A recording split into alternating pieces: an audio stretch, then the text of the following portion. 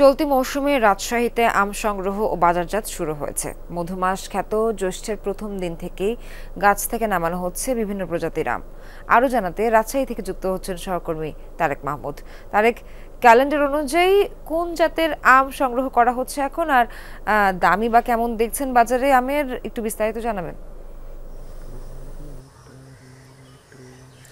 সোহার, calendar অনুযায়ী গত 15 মে থেকে কিন্তু রাজশাহীর যে গুটি প্রজাতির আম সেগুলো গাছ থেকে নামানো শুরু হয়েছে এবং এখন পর্যন্ত সেই আমগুলো রাজশাহীর যে বানেশ্বর হাটে কিন্তু নিয়ে যাওয়া হচ্ছে। এবং 22 মে থেকে গোপালভোগ নামানোর কথা থাকলেও আমরা যতটুকু দেখেছি যে 15 মে থেকে কিন্তু গোপালভোগ আম নামানো শুরু করেছে আম চাষিরা। তবে এই গোপালভোগ আম কিছু কিছু গাছে পেকে যাওয়ায় কিন্তু চাষিরা নামাচ্ছেন এবং যারা ব্যবসায়ীরা রয়েছে তারা কিন্তু তেমনটি বলছেন। তবে আর অন্যান্য আমগুলোর মধ্যে যেমন 25 মে রানী পছন্দ, লক্ষণভোগ, 30 মে থেকে হিমসাগর, খ্রিস্টাপাত, 10 জুন থেকে ব্যানানা ম্যাঙ্গো, 15 জুন থেকে আমরুপালি, 5 জুন থেকে বাড়ি 4 আম যেটি রয়েছে, 10 জুলাই থেকে আশিনা এবং 15 জুলাই থেকে গোড়মতি, কাটিমন এবং এই যে বাড়ি 11 যেটি সেটি কিন্তু সারা বছরই পাওয়া যাবে।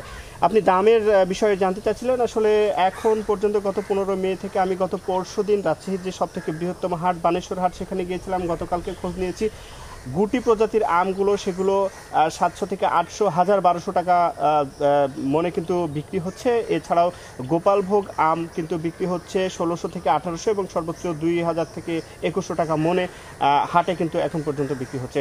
এবং এই রাজশাহীর যে বানেশ্বর হাট সেই হাটে কিন্তু ঢাকা সহ বিভিন্ন জেলার যারা পাইকার তারা আসে, এখনও পর্যাপ্ত পরিমাণের যে পাইকার তারা আসেনি, কারণ হিমসাগর থেকে শুরু করে ন্যাংরা এবং ভালো জাতের আমগুলো আসলে আরও 1 সপ্তাহ বা 10 দিন পর থেকে কিন্তু নামানো শুরু হবে। তারপরে কিন্তু রাজশাহীর যে সবথেকে বড় আমের হাট বানেশ্বর সেখানে কিন্তু পাইকাররা আসবেন এবং আমের যে বেচা বিক্রি সেটি আরও জমজমাট হয়ে উঠবে। এবং এখন পর্যন্ত গত বছরের থেকে এবছর কিন্তু আমের ফলন কিছুটা ভালো হয়েছে এবং কালবৈশাখী ঝড়, বড় কোনো ঝড় না থাকায় এখন পর্যন্ত গাছে যে আমগুলো ছিল সেই আমগুলো কিন্তু এখনও টিকে রয়েছে। সোহার, তারেক, অনেক অনেক ধন্যবাদ আপনাকে।